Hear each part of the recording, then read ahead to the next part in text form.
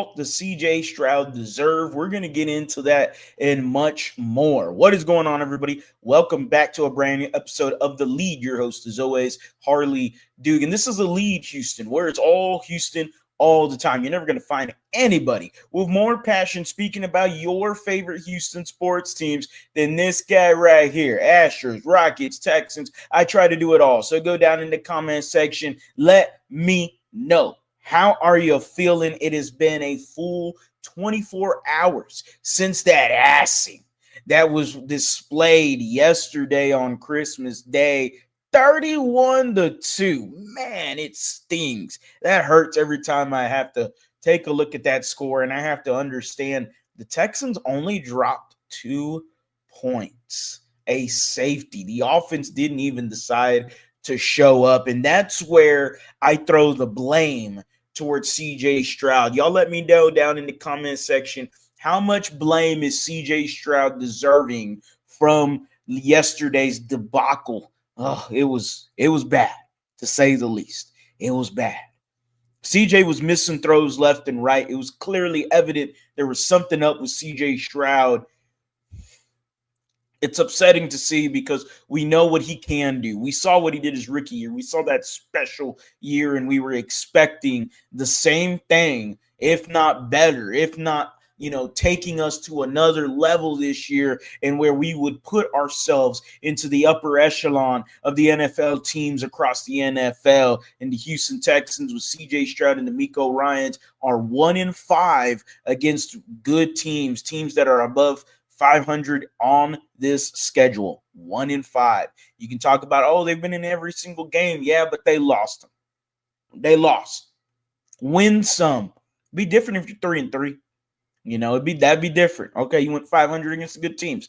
Respectable means you can beat the good teams, and that's a stigma that's going to stay latched onto the Houston Texans for quite some time until they get that monkey off their back. But we got Pro Football Talk, Chris Sims, explaining a little bit more why the fault shouldn't be thrown at CJ Stroud. I think this is a very fantastic clip here. Good stuff here from Chris Sims. He's also with that dumbass Mike Florio, but pay no mind to him. We're going to take a look at Chris Sims. His brother's a friend of the channel, Matt Sims. Shout out to him. Shout out to Sims Complete Podcast. Make sure you are checking that out. Chris Sims here again on CJ Stroud. And how much fault does he really deserve? So here we go. And a lot of people want to blame CJ Stroud, and I don't agree with those sentiments. I don't. Hey, the defense is good. We know that, but man, they still, like we saw yesterday, we've seen good offenses move the ball on them and have no problem. When we saw that on Saturday with the Chiefs too, and the offensively. Listen, you saw those plays there. CJ Stroud definitely missed some throws that we're not accustomed to seeing him miss. There's no question about that. Yes. But also, it's him having to kind of do it all the time. Their run game is really like they run against the horrible defenses in football. They never really run against the good defenses of football. Who is there? Nico Collins is still not 100% in my opinion when I watch him. And then after that, nobody really cares about anybody of the receivers as far as being a threat that they're like, oh, wow, we got to game plan him. We got to double team him and do all that. Let alone, as we've talked about, the pass protection issues with the football team. The league has caught up to Bobby Slowick and what he does on the offensive side of the ball. Physically, they can't block up front. Schematically, it's messed up and doesn't work the right way. They have not put C.J. Stroud in a position, in my opinion, to really succeed.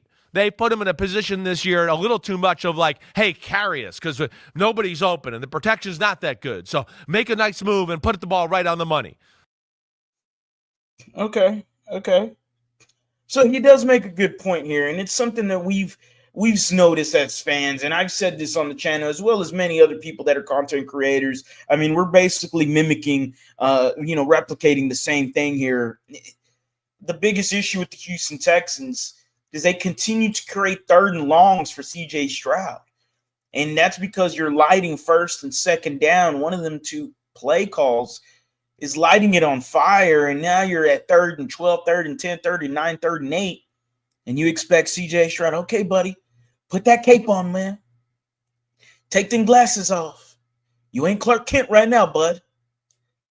CJ sure wish he was whistling for Crypto the Superdog yesterday. He sure looked like Clark Kent yesterday because there was no Superman cape yesterday at all for CJ Stroud. Chris Sims mentions, they expect CJ Stroud to do it all the time.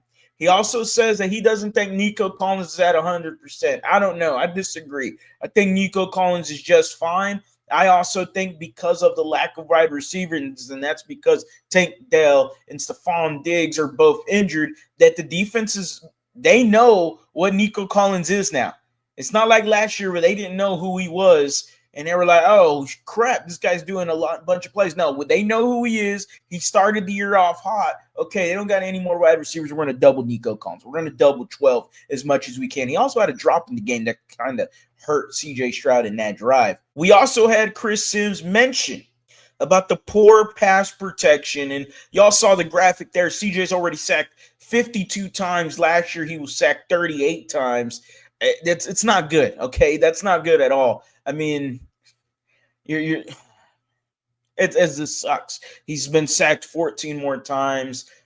He's always pressured. He's always dropping back. The Houston Texans, they continue to have third and longs, and it's because of the pass protection, too. The O-line is not very good. But the thing that I wanted to highlight from what Chris Sims' clip says, he says he thinks the league has caught up to Bobby Slowick in his game plans. And I cannot agree with that anymore with Chris Sims. That is exactly what's going on here, because Bobby Slowick's mentioned that there's no need to adjust in the second half. Well, why? Why is that? And fans were in outrage. But let's think about it.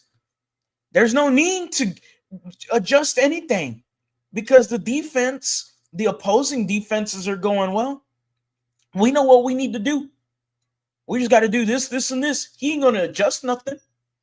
The league is caught up to Bobby Slowick in the OC, in this game plan, in the play calling and everything. It's pretty well aware because screen passes. And I know you are going to laugh at this, but Texans cat, hell of a tweet just a few days ago mentioning, came from Bobby Slowick, how they're one of the best teams in screen passes. I know that sounds like crazy talk, which I thought it was. I thought it was crazy talk. But when you look at the numbers, the Houston Texans are one of the best teams in screen production.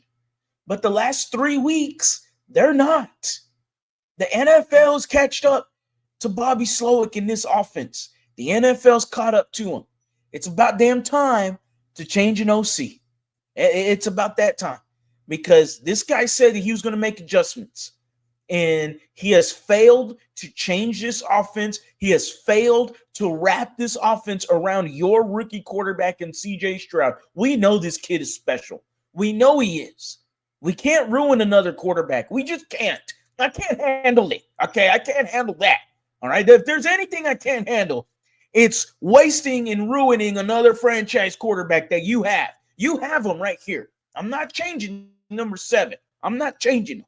He is that guy, and we have to figure this out in this offseason. We have to, as an organization, as a franchise, the fate of your future is trying to figure out how to fix number 7, how to get it going again, how to replicate that rookie year again, and then fine-tune it and make it even more special. You got to make sure you're taking it up another notch. If that's changing the OC, then D'Amico, you better nut up and change the damn OC. As always, guys, go Astros, go Rockets, go Texans. You have a blessed day.